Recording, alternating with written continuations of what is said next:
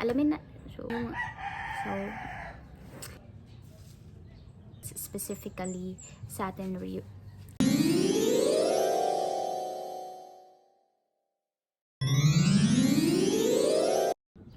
Hi guys, it's me Arlie and welcome back to my channel. Familiar ba kayo doon sa mga rose satin bouquet or tulips or other flower na ginagamitan ng satin ribbon para mabuo yung flower? Yun yung pag-uusapan natin today. For today's video, I'm gonna share my small business journey. So if you're interested to know how to start your own business, specifically satin rose bouquet, you wanna know the expenses and how to market your product, just keep on watching.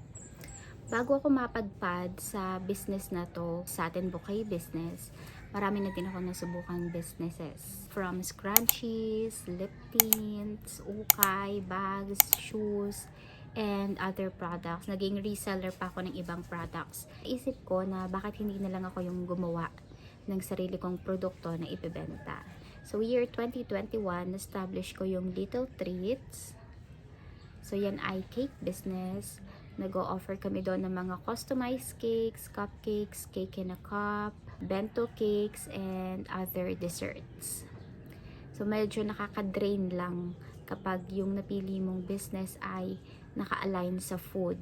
Kasi ikaw yung mamimili, tapos magbe-bake, ikaw din yung magpe-prepare ng mga icing. Dahil nung panahong yon wala akong helper, so talagang nakakaubos siya ng energy, ganyan. So, nag-decide ako na magpahinga muna sa pagbe-bake, and then by September 2023, last year, nag-start na ako magbuo. Doon ko pinasok yung satin ribbon business. So, papakita ko na lang yung mga sample dito sa side na to nung mga nagagawa ko. Sinabay ko siya sa paparating na Teacher's Day last year. Kaya by September 2023, ayan, nagbuo na ako ng mga flowers. Ito yung mga una kong gawa. So, ginawa ko yan at nag-post lang ako niyan sa Facebook para lang kako malaman ng mga tao na nag-o-offer na ako ng ganitong product. Punta tayo sa puhunan, mga materials needed, and kung paano ko sinimulang i-market yung product. Let's go! Yung initial capital ko na nagsimula ako ng satin rose business is less than 2,000 pesos only. Yun yung misconception ng iba na kapag sinabi mo magne-negosyo, yung nasa isip agad natin, ako kailangan natin ng malaking kapital. Kailangan yung puhunan natin malaki agad. But in business, you have to start small. Hindi laging 100k puhunan or milyon ang puhunan. You can always start from scratch. So, hindi kailangan pagkasimula natin ay all out agad. So, ayun. To cut it short, less than 2,000 pesos lang yung naging puhunan ko. Let's proceed sa mga materials needed sa pagbuo ng satin rose bouquet. First material needed. Ang pinaka-importante sa lahat ay yung ribbon, satin ribbon. Meron ito sa Lazada, meron sa Shopee, meron sa TikTok. You can check it out and choose the 4cm ribbon. Yung 5cm masyado na siyang malapad. So, stick tayo dun sa regular size na ginagamit for rose ribbon bouquet, yung 4cm. Next is the wrappers. Flower wrappers, madami din yan dito sa mga online shops. Merong iba't ibang design, iba't ibang color, merong light, merong dark, so kayo na yung bahala. So may mabibili kayo na 5 pieces, merong 10 and 20 pieces. Pili na lang uli kayo ng mga colors ng wrappers na magmamatch doon sa mga ribbons na napili ninyo. Next one ay ang ating barbecue stick or floral stem. So, kung alin yung mas gusto nyo, ako yung ginagamit ko personally ay yung barbecue sticks. Pero yung iba, floral stem yung gamit. Yung floral stem, kahit papano ma-i-stretch mo siya sa kung papaanong tayo yung flower. Yung barbecue stick, naka-fix na siya.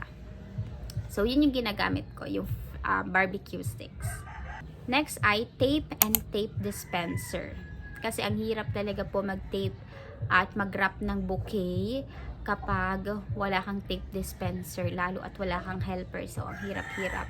Next material is twist wire. Ginagamit yan. Yung iba, hindi ko magamit ng tape. So, ang ginagamit nila pag lalapat ng wrapper doon sa ating flower ay twist wire. Pero ako, mas sanay ako doon sa tape. So, tape yung ginagamit ko. Ginagamit ko ang twist wire kapag naggagawa ako ng mga lukot-lukot na wrapper sa harap ng flower or ng bouquet para magka-volume yung bouquet. So, ang ginagamit ko na doon na pantali is yung twist wire. Next, floral foam. Ayan, floral foam or styrofoam. So, depende uli yan sa inyo kung alin yung gusto nyong gamitin.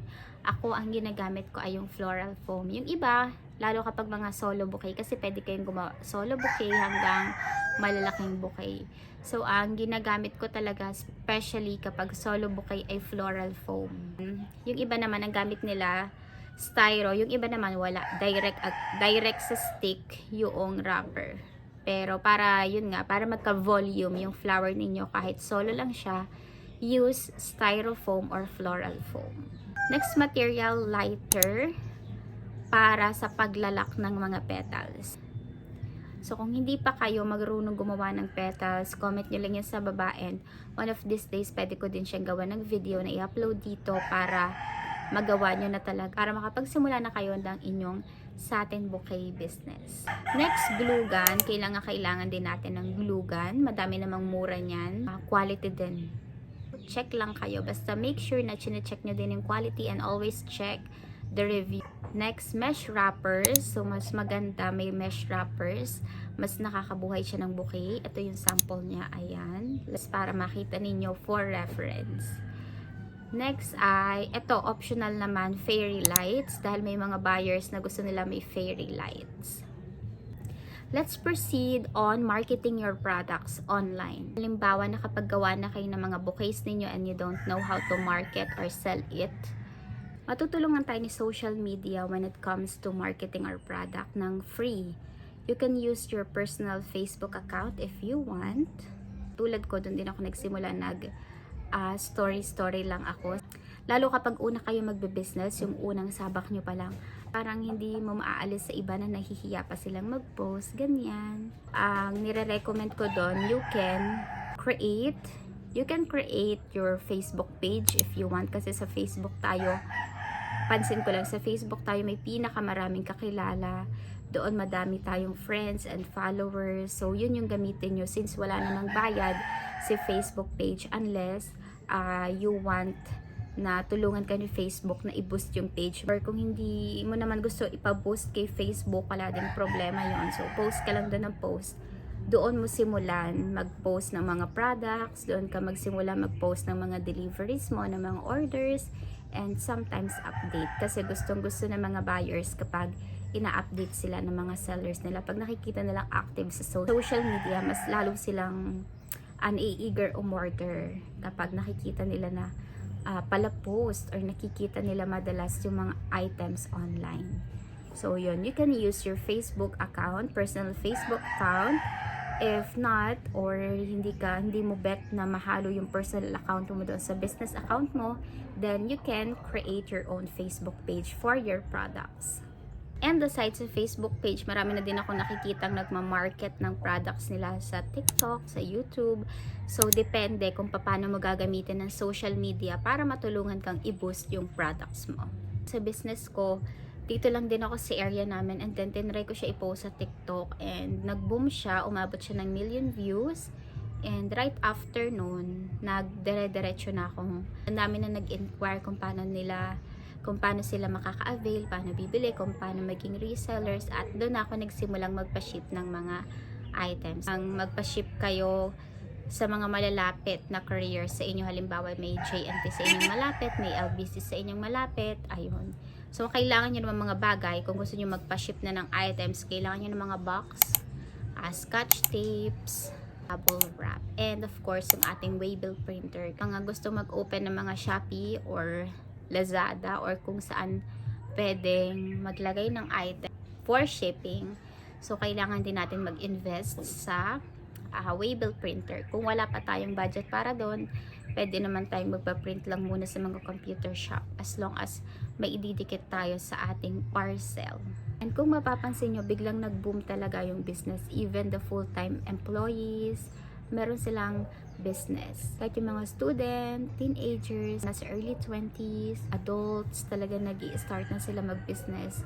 Kapag may business ka, nagkakaroon ka talaga ng financial freedom. Long as na ma-manage mo ng maayos yung mga kinikita ng iyong negosyo. Kasi pwedeng malaki yung kinikita natin, pero pakiramdam natin walang pumapasok kasi naisasama natin yung mga kita natin, yung mga tubo at puhunan natin sa mga personal nating funds. So, mahalaga na marunong tayong mag-manage hindi lang ng negosyo, ng produkto, kundi mismo ng mga perang tutubuin na. That's all for today. I hope may mga natutunan kayo sa ating video ngayong araw. Maging sign sana ito para mag-start ka na din. Kung may mga katanungan kayo na hindi ko pa nasagot sa video na to, may mga konting naguguluhan pa kayo or may mga content suggestions kayo, i-comment nyo lang sa baba. Gagawa natin yan ng videos.